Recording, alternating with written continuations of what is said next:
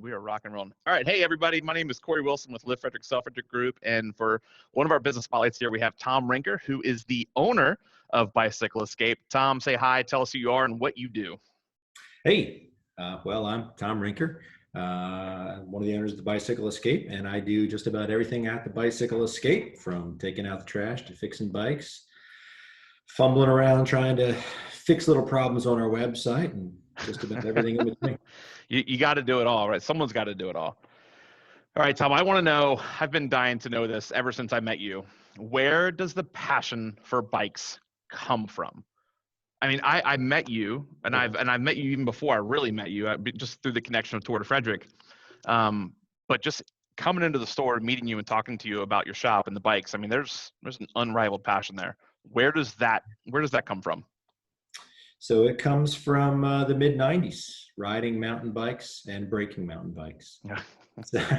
Oh, were you hurt? Or are you okay? Oh, I was fine. I Okay. just I was a new mountain biker. Wasn't very good, and there's a lot of rocks on our local trails. So yeah, I saved and saved and saved. Bought a mountain bike in '93, '94.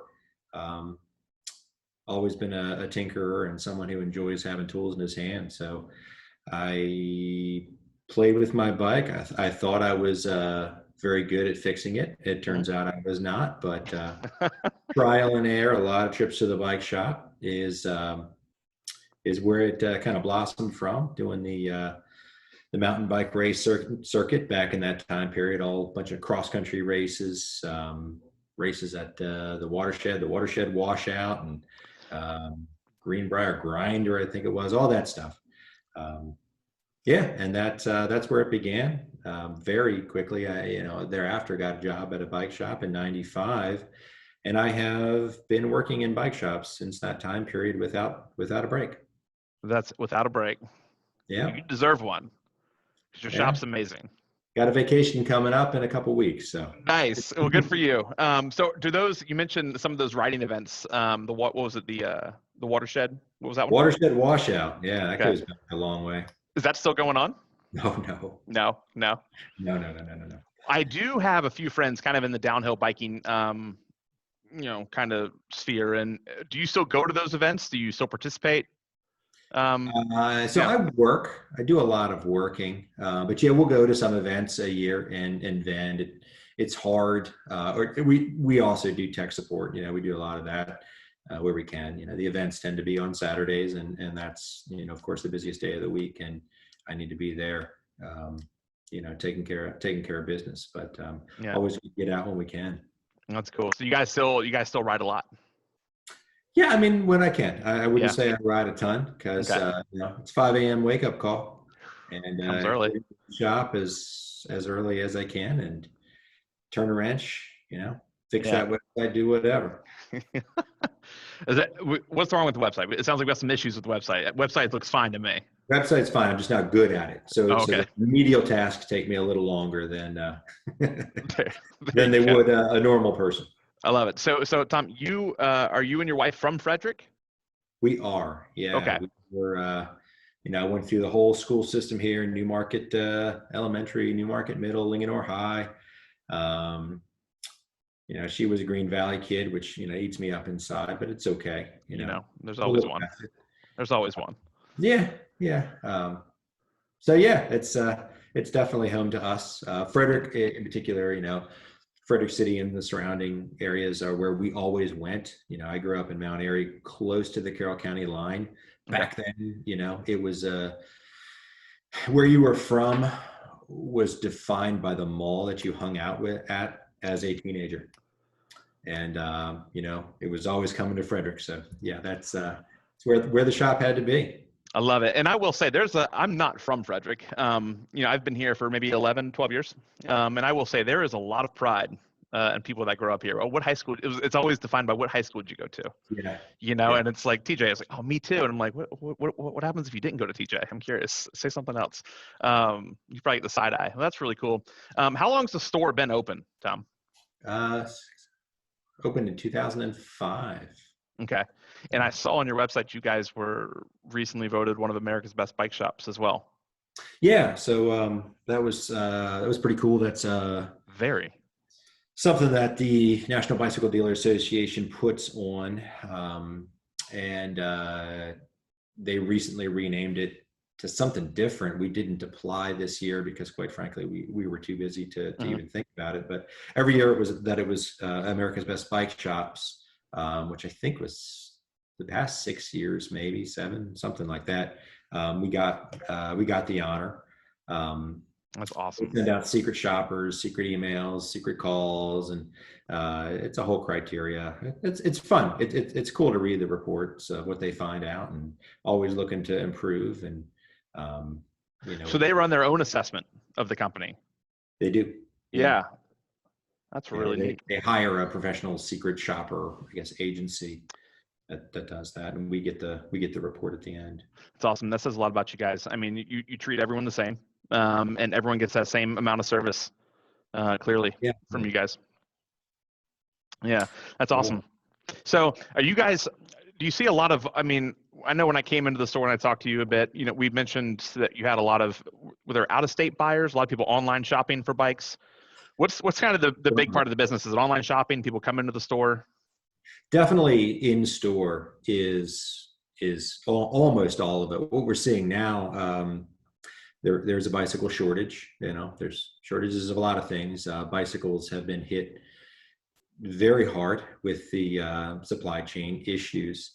So now we are seeing an increasing online traffic, as well as people from out of state. So we'll get people that will find a bike on our website. They won't believe their eyes. So they call us like, "Do you really have this bike?" I'm like, "Yeah, we do." And then they're driving hours to come get that that hard to find bike. So it's a different climate now. Typically when we have customers that are coming from out of state, and in the before times, they were coming for more unique product, higher end product, or services that maybe they've experienced in the past and appreciated. But now it's just, "Oh, we have a bike," and they're willing to take that. In some cases, over 8-hour drive to come get the bike they want. That's incredible. So, I mean, did you really see an uptick when COVID happened? People wanting to get outside, any excuse to be outdoors. I mean, did you? Definitely. Yeah. Definitely saw an increase of people wanting to get out, and riding experience, no riding experience, were those conversations too? A lot of people getting brought back to riding. So people that maybe had been away from it for a decade, or what have you, and they're looking to get their bikes that they haven't touched in 10 years fixed up, or they're looking to invest in a new bike. That's really exciting to see. It's exciting to see people rediscover how fun it is to ride a bike. That's what it is about to me. We sell fun. It's just fun to ride a bike. And I do believe that not everybody, but a good reasonable percentage of these people are going to stick around when the gyms are fully opened, or now that the gyms are fully open, or whatever. They're going to mix cycling in more than they had in years past.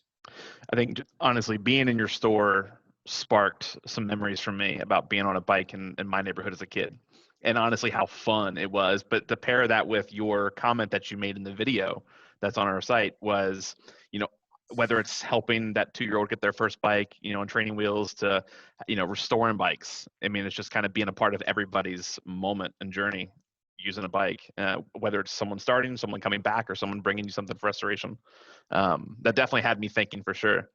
And that was part of me wanting to get a bike too, is just hopefully I could feel that again. And those memories definitely came back after coming to the store and talking with you. It was really cool. That's awesome. Yeah. And I will say, one thing that shocked me, it didn't shock me, I don't know why it shocked me. I guess I was most intrigued with the restoration part of your company. You guys do restorations. And I was just so intrigued. And people can actually bring like a family heirloom or an old bike, maybe it's super important, and they can bring it to you. They can actually get it fully restored. Is that right? Correct. Yeah, absolutely. We're working on one now. It's an old Schwinn.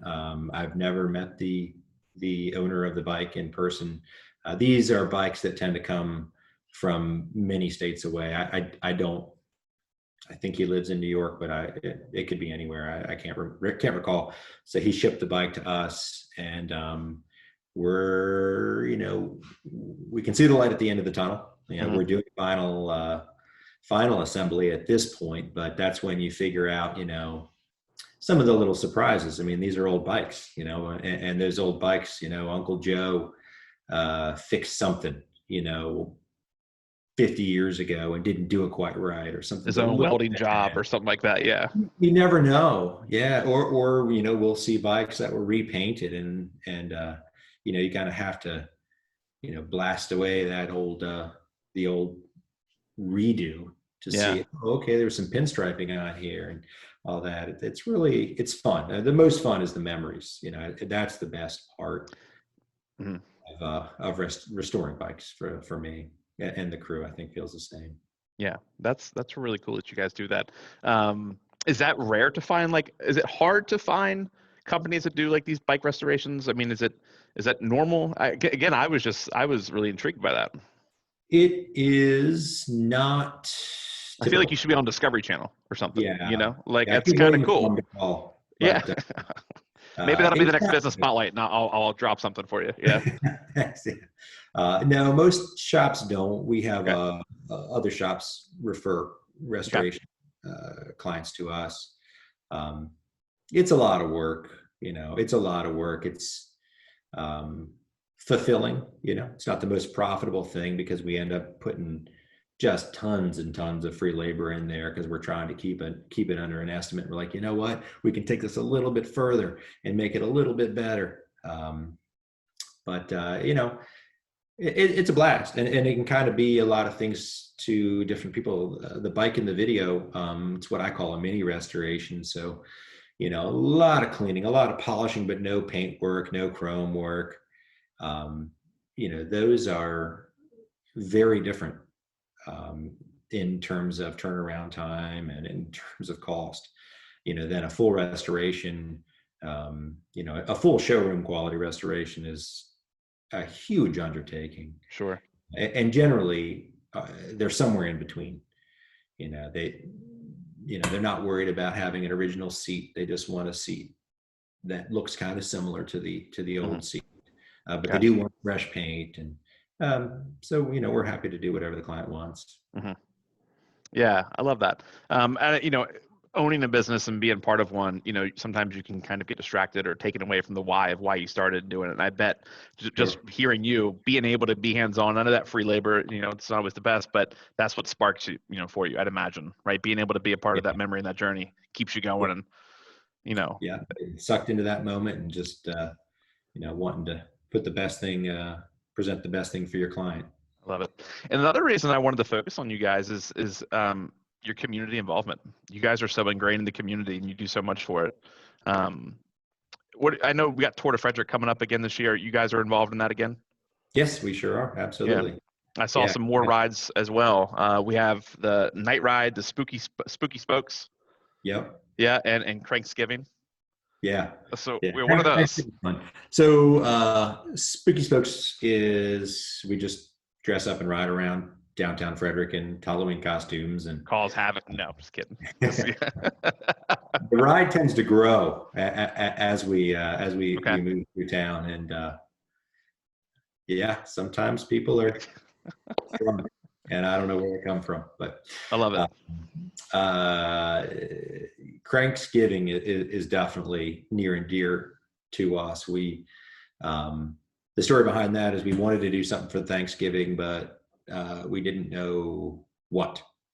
And we wanted it to be something that was giving back to the community. So we had some really bad ideas, and Roger, my father, and one of the partners in the company, who's on the video there, he had the idea of a game where you collect food, and it kind of evolved, and we're like, it went from being a bad idea to being, just snowballing, getting better and better and better. So we're like, let's do this. What should we call it?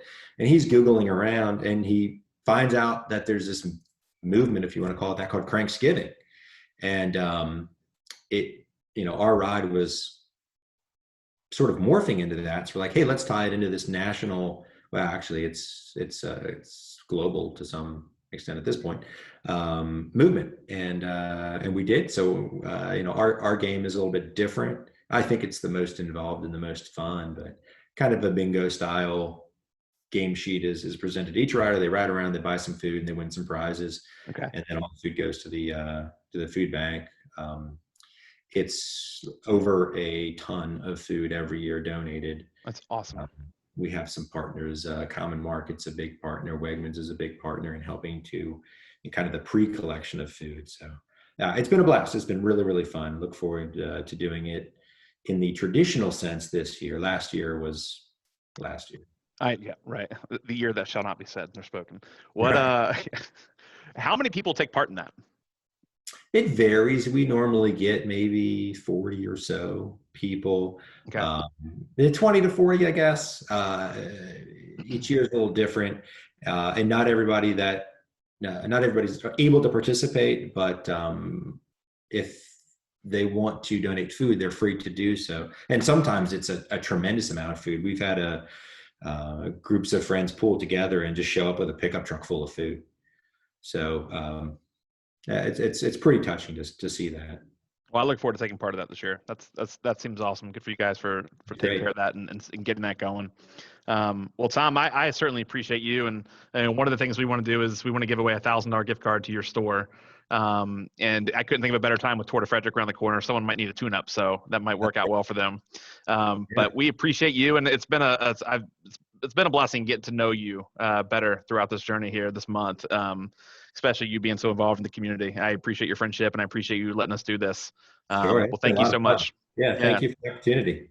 Absolutely. Well, Tom, it's been a blast, and I hope more people come to the store. I hope we can sell out every bike and just have some fun with it.